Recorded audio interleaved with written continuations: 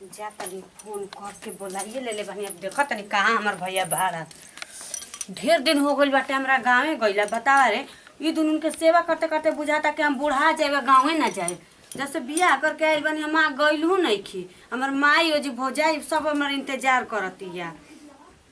Hello हाँ भैया कहाँ पहुँचला? अच्छा पुलिया पर भाड़ा। हाँ ठीक बटे आवा जल्दी। अरे हम सब कुछ तैयार कर ले बानी ठीक बाटे। रोज रोज के ये लोगन का डरामा हो गइल बाटे। अपने से बना के ना खइहान। अरे 2 दिन खातिर जाता नहीं कहब नु कि 2 दिन खातिर जाता नहीं और 2 महीना रह के आई तब ये लोगन के समझ में आई। हाँ ठीक बाटे रखा तानी।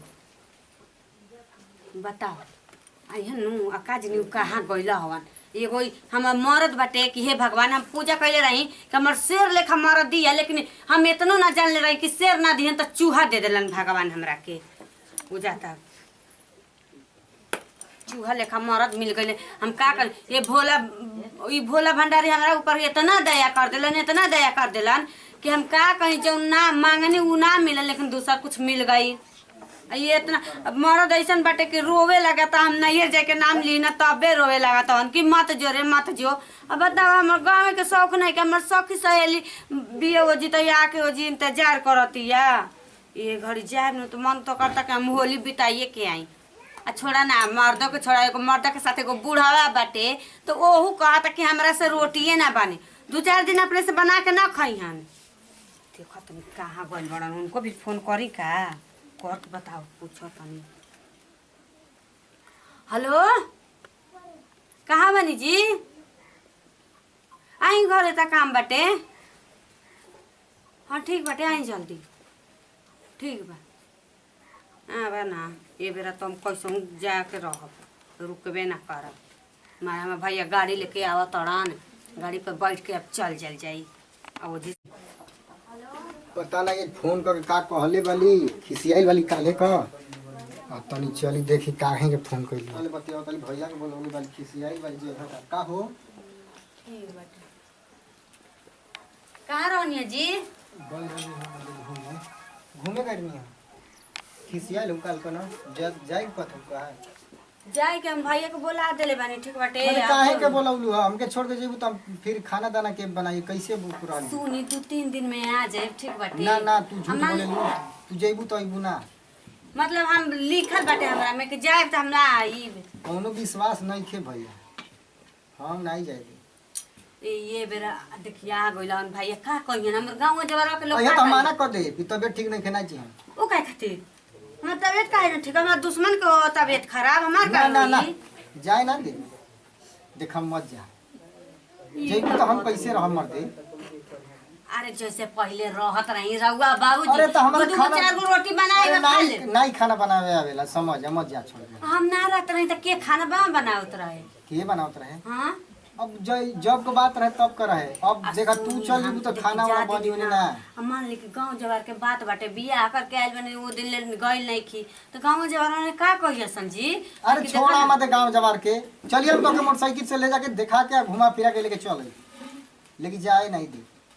ये हम ये देखिए इतना दिन से हम कहता नहीं कि माना तो हम जाए बेबर आप कैसे हूं करके हम तैयार हो गए भैया आवे ना तैयारी बानी हम लोग मानी चाहे तो मत मानी बूढ़ा के समझा दे ठीक बाटे। हम जाए के तैयारी कइले बानी मानी चाहे तो मत मानी हम जाके रहब।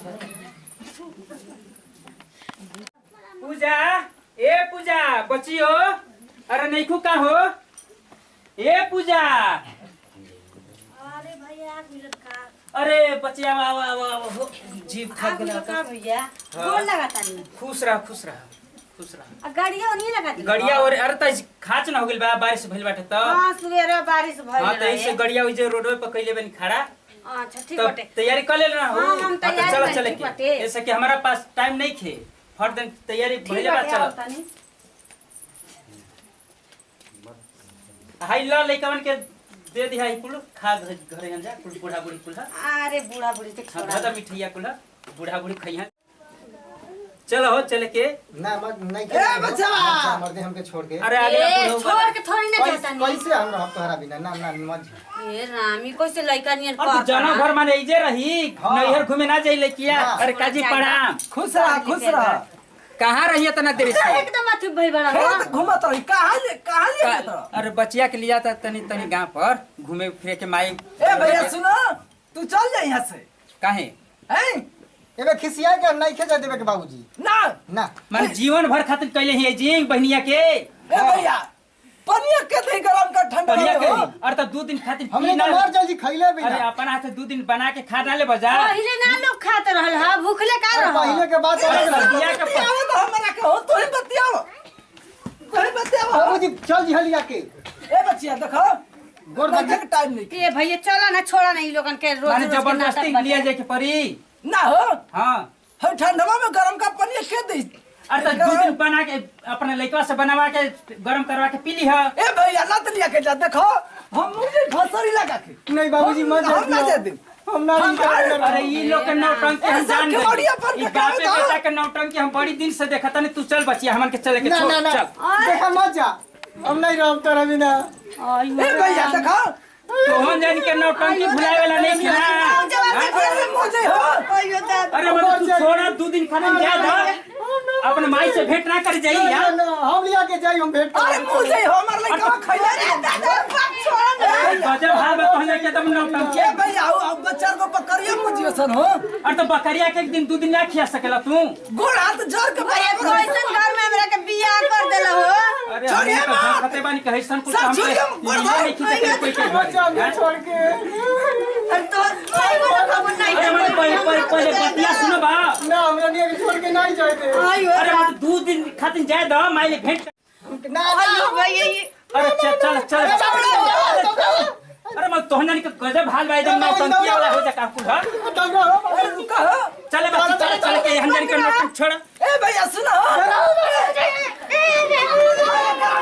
अरे 2 दिन खातिर हम के जाए दो अरे सारू का हो सुनो बा बे मसाल के सार होता है बोले का को देबो तू ये दिन खातिर न बिया हां सबूर करो अच्छा हमरो तो रोइए आवता अरे सार चाप से का करी हम हो अरे कोइया लिया के हम का के लिए हम काम पारी परे से कर सर मारो रो गोड़ दबावत रहो दिन गोड़ दबावत रहो